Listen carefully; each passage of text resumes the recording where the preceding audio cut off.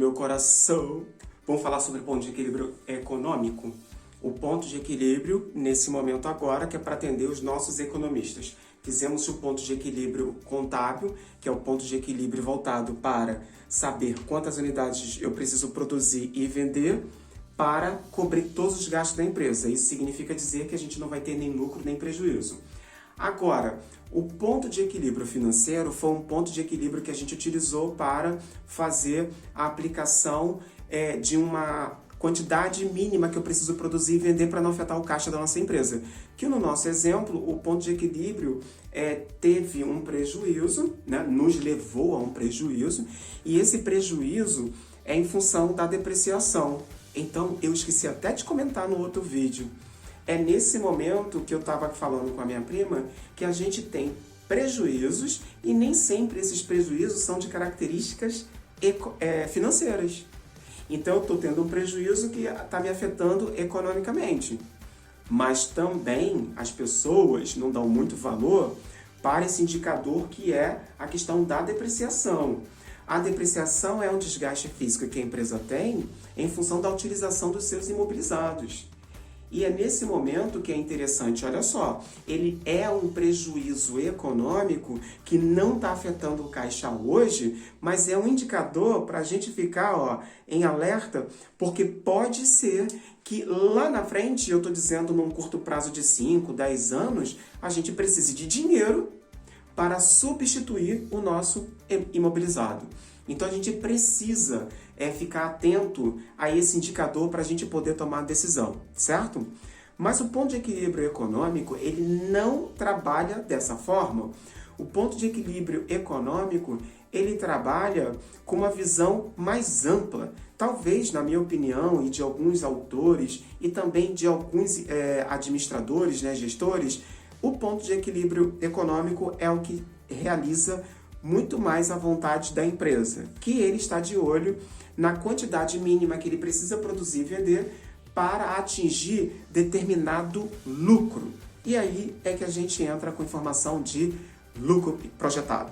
Esse lucro projetado é legal também, na hora, lembra lá, quando a gente está falando do ponto de equilíbrio contábil, que a gente está falando sobre o negócio da mãe da minha aluna, que fala sobre a coxinha, a venda de salgados? É nesse momento que vai começar a estruturar. Primeiro passo, estruturou toda a questão da formulação do ativo que eles precisam para construir aquele negócio.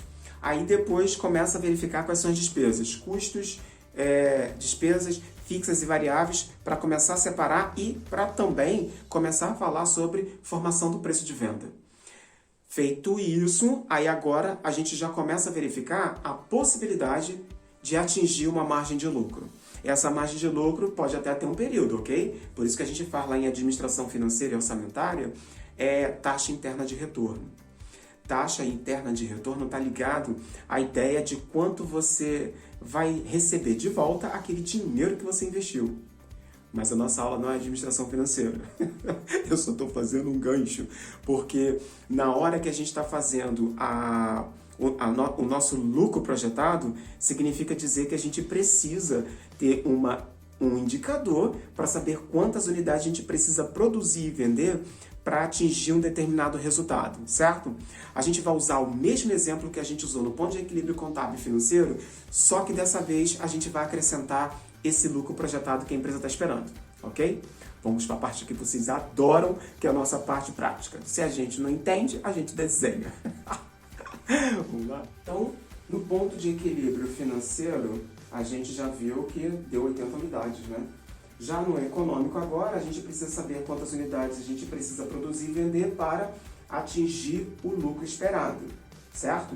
Vamos recapitular? O exemplo que a gente utilizou lá no ponto de equilíbrio contábil e também no ponto de equilíbrio financeiro, custos fixos totais no valor de 2.000, despesas fixas totais no valor de 975, margem de contribuição unitária, preço de venda menos custos variáveis menos despesas variáveis, R$ 35. Agora a gente vem com a informação nova do lucro projetado, certo? E o lucro projetado que a empresa está querendo é no valor de 560. Lembrando que no ponto de equilíbrio contábil a gente encontrou 85 unidades. No ponto de equilíbrio financeiro foram 80 unidades. E aí já dá para a gente perceber que quando a gente estava fazendo o ponto de equilíbrio financeiro, a gente precisou abrir o custo fixo, lembra? Para a gente chegar nesses valores de 2.000, salários no valor de 1.200, compõe o custo fixo, mais o aluguel no valor de 625 e mais a depreciação no valor de 175, totalizando os R$2.000. Só que no ponto de equilíbrio financeiro a gente não precisa dessa informação, porque a gente usa o custo fixo total, ok? Perdão, no ponto de equilíbrio econômico. Então vamos lá para o ponto de equilíbrio econômico, independente de a gente ter dentro do custo fixo aquilo que é monetário ou não monetário, certo? Aqui agora a gente está com a informação completa para fazer todos os cálculos de pontos de equilíbrio, certo? Então vamos lá. Ponto de equilíbrio econômico, custo fixo no valor de 2.000, certo? Mais as despesas fixas 975 e mais o lucro projetado de 560. Então ficou 2.000 mais 975, cuidado com o erro aqui, tá, gente? Mais 560, é porque no outro a gente diminui a despesa não monetária, lembra? E mais contribuição no valor de 35. Então, ponto de equilíbrio econômico vai ser 3.535, a soma dos três elementos, dividido pela margem de contribuição 35, que vai chegar no ponto de equilíbrio econômico de 101 unidades. Tá certo, Viana? A gente tem que fazer a prova real. Sempre façam a prova real para você verificar que aquilo que vocês projetaram está correto. Prova real, DRE, método de custeio variável no ponto de equilíbrio econômico. Essa que é a nossa prova real. Então vamos lá, a receita no ponto de equilíbrio econômico foi no valor de 101 unidades vezes R$100.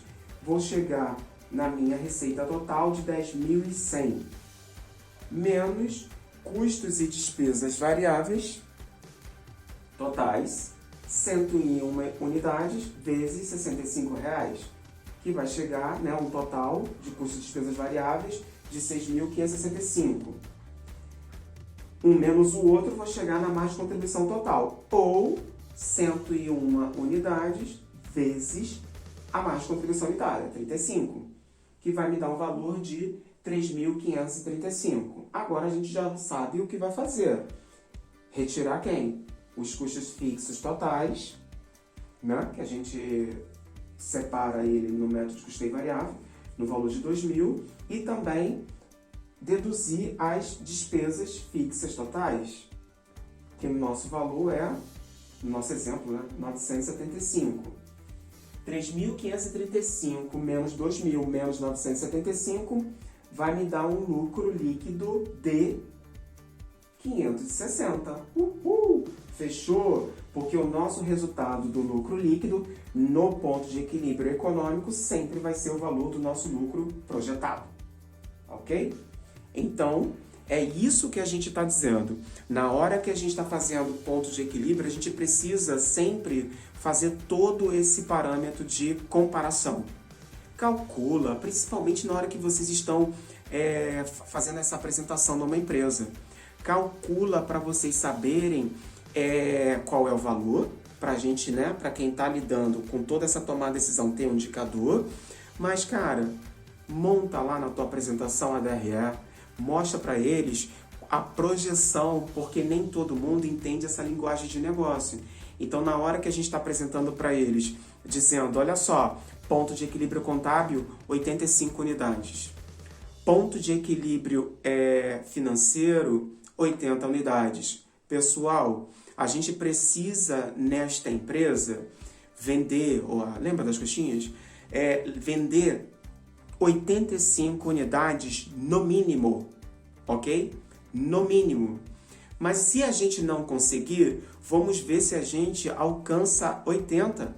Porque a 80 eu já sei que eu não vou ter problema no meu caixa no curto prazo, ok?